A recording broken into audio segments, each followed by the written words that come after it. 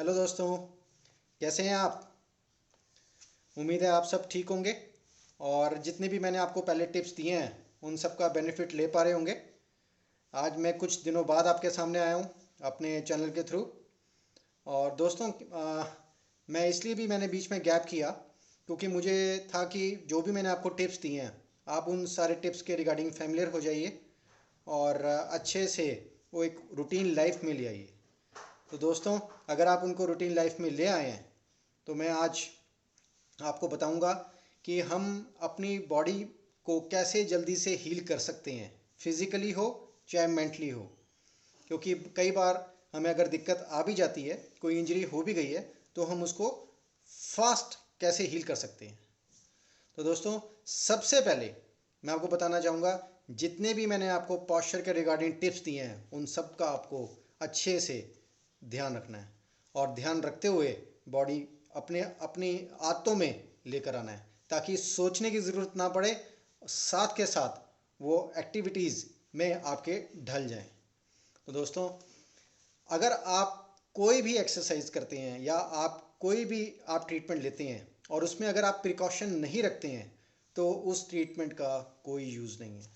इसलिए जो भी मैंने आपको टिप्स दिए हैं, कैसे उठना बैठना लेटना रिगार्डिंग योर फिजिकल एक्टिविटीज़, वो आपको अपने अंदर ढाल लेना है ताकि आपकी वो रूटीन लाइफ में आ जाए। दूसरा फैक्टर दोस्तों, स्ट्रेस, यानी कि मेंटल स्ट्रेस, टेंशन जो हम अमूमन लेके रखते हैं। बहुत सारी एक्टिविटीज़ ऐसी होती हैं जिनको हम इग्नोर नहीं कर सकते और कई बार हमें वो मेंटली परेशान करती हैं, दिक्कत देती हैं। लेकिन दोस्तों, हम ऐसी शख्सियत ही क्या जो मेंटल स्ट्रेस में झुक जाएं।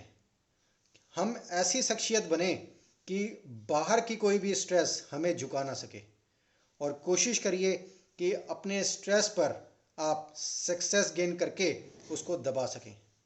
तो दोस्तों, स्ट्रेस जो है वो आपकी हीलिंग को कम कर देता है, आपके आपके जो हीलिंग प्रोसेस को है वो डाउन कर देता है। दोस्तों, आप सोच के देखिए, अगर आपको कोई इंजरी हुई है या कोई आपको ऑलरेडी दिक्कत हो और उसमें इंजरी का आप सामना कर रहे हो, उसमें आपकी सारी बॉडी की एनर्जी उसको हील करने में लग रही है, लेकिन अगर आप उस पर मेंटल स्ट्रेस लेते हैं तो आप सोचिए कि वो सारी एनर्जी कैसे कैसे यूटिलाइज हो सकती है उस इंजरी को हील करने में। आपका जो स्ट्रेस है, मेंटल स्ट्रेस है, उसको ख़त्म कर देता है, उस एनर्जी को डाइवर्ट कर देता है आपकी हीलिंग प्रोसेस में। तो इसलिए दोस्तों, ये बहुत ज़्यादा ज़रूरी है कि आप अपने माइंड को पॉजिटिव रखिए, हमेशा अच्छे ख्याल में और अच्छे एक इन्वायरमेंट में जीना सीखिए। टेंशन्स तो हर एक की लाइफ में आएंगी, लेकिन उन टेंशन्स को हमने टेंशन लेके नहीं जीना, उसको एक पॉजिटिव में कन्वर्ट करके अच्छे से अपनी लाइफ को हैंडल करते हुए जीना है। दोस्तों, ये आपके मैंने अभी तक 2 फैक्टर बताए हैं। तीसरा फैक्टर जो है वो आपकी डाइट, आप कैसे क्या खाते हैं। दोस्तों, आज के टाइम में ज़्यादातर जंक फूड चलता है और अगर जंक फूड नहीं भी है तो आप सिंपल भी कोई खाना खा रहे हैं तो पता चलता है कि वो मिक्सिंग है, उसमें पेस्टिसाइड्स, उसमें छिड़काव स्प्रेज ये वो बहुत ज़्यादा मिले हुए हैं। तो आज अगर आप सिंपल अच्छा फ्रूट भी ले रहे हैं, वेजिटेबल्स भी खा रहे हैं, तो उसमें भी आपको दिक्कतों का सामना करना पड़ता है। तो दोस्तों, सबसे पहले आपका जो भी आप लेते हैं, जो भी आप मार्केट से लेकर आते हैं, उसको अच्छे से वॉश करिए, धोइए, अच्छे से बॉयल कीजिए ताकि आपके जो कीटाणु वगैरह उसके अंदर जो भी सब्जियों में होंगे या फ्रूट्स में होंगे तो वो हट सकें, उन उससे आप फ्री हो सकें। और साथ ही मैं जितने भी मेरे पास पेशेंट्स आते हैं मैं उनसे पूछता हूँ कि आप जो खाना खाते हैं उसमें तला हुआ कितना यूज़ करते हैं। तो सबका ऑलमोस्ट कहना होता है कि हम तला हुआ यूज़ नहीं करते। और दोस्तों, क्योंकि सबसे बड़ी जो दिक्कत आती है वो आपका वेट होता है, वेट से दिक्कत आती है। तो वेट को ना बढ़ने दें, उसके लिए सबका आंसर यही रहता है कि हाँ, ना हम पराठे खाते हैं, ना ही हम कोई मीठा खाते हैं, ना ही कुछ ऑयली अलग से लेते हैं। और जब मैं उनसे पूछता हूँ कि आप खाने का तड़का किस में लगाते हैं, तो वो कहते हैं घी में। दोस्तों, अगर आप सारी चीज़ें अवॉइड कर रहे हैं और अगर आप घी में तड़का लगा के खा रहे हैं, तो आपकी जो वेट को आप रिड्यूस करने की जो कोशिश कर रहे हैं वो फेल हो जाती है। तो दोस्तों, जब भी आप कुछ भी तड़का लगाते हैं तो कोशिश करिए मस्टर्ड ऑयल या ऑलिव ऑयल यूज़ करिए। मैं मानता हूँ कि ऑलिव ऑयल जो है वो हर एक की कैपेसिटी में नहीं है, लेकिन मस्टर्ड ऑयल आप सब अफोर्ड कर सकते हैं। तो इसलिए वो भी कम मात्रा में आप मस्टर्ड ऑयल यूज़ करिए और तड़का लगा सकते हैं खाने का। दोस्तों, साथ ही साथ आपने ध्यान देना है कि आप जो भी डाइट ले रहे हैं, क्या आपकी वो बॉडी में आपके न्यूट्रिशन को प्रॉपरली कवर कर रहा है कि नहीं कर रहा। तो कोशिश करिए डाइट वो लीजिए जिससे आपकी अंदर की जो कमी होती है बॉडी में, न्यूट्रिशन की जो नीड होती है, उसको आप फुलफिल कर सकें।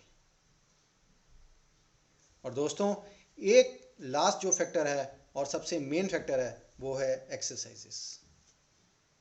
दोस्तों, अगर आप तीनों ही फैक्टर पहले वाले जो मैंने अभी तक बताए हैं रख रहे हैं, तो उसमें डेफिनेटली आप हील करते जा रहे होंगे।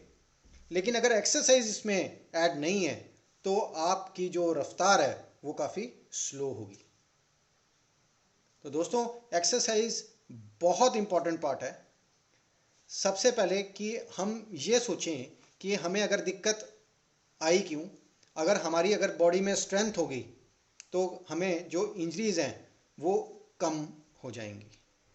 और दोस्तों, अगर इंजरी अगर आनी भी है, अगर लिखा हुआ है कि हमें इंजरी आनी भी है, अगर हम अपने सारा ध्यान देते भी हैं, बाई चांस कई बार ऐसा होता है कि हम ना चाहते हुए भी इंजरी को ले आते हैं, तो अगर आपकी स्ट्रेंथ होगी तो आप इंजरी से जल्दी हील कर पाएंगे।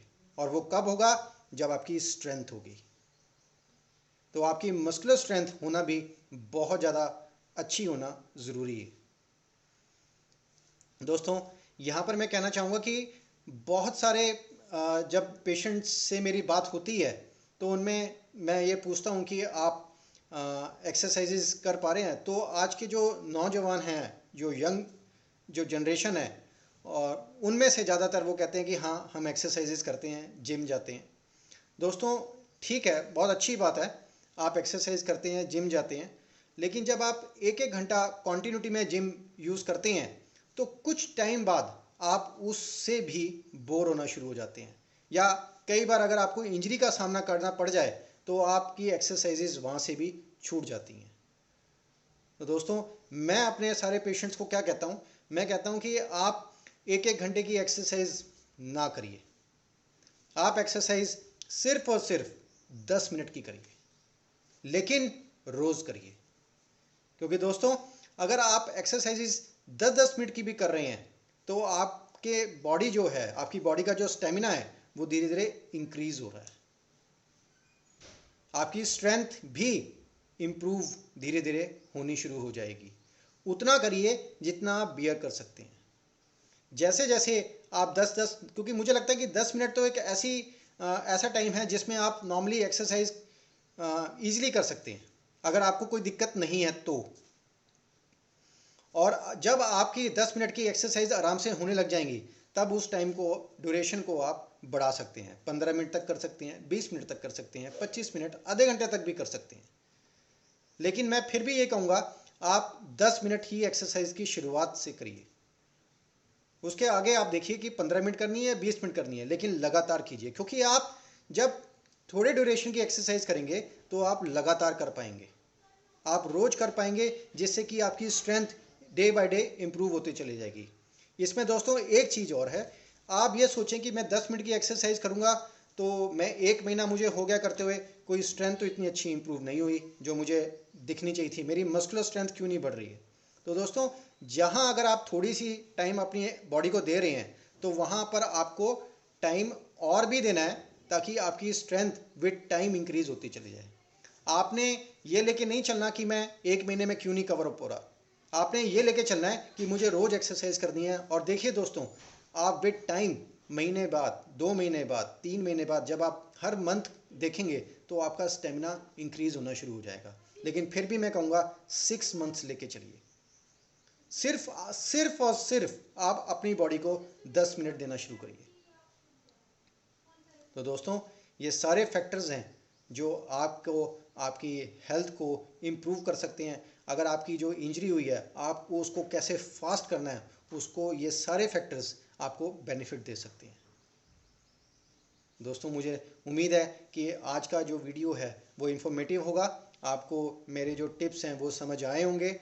और दोस्तों, अगर मेरा ये वीडियो अच्छा लगा है तो आप इसको लाइक करिए, मेरे चैनल को सब्सक्राइब करिए और इस वीडियो को आप शेयर भी कर सकते हैं। तो दोस्तों, फिर नेक्स्ट वीडियो के साथ अगली बार फिर मिलूँगा, तब तक बाय।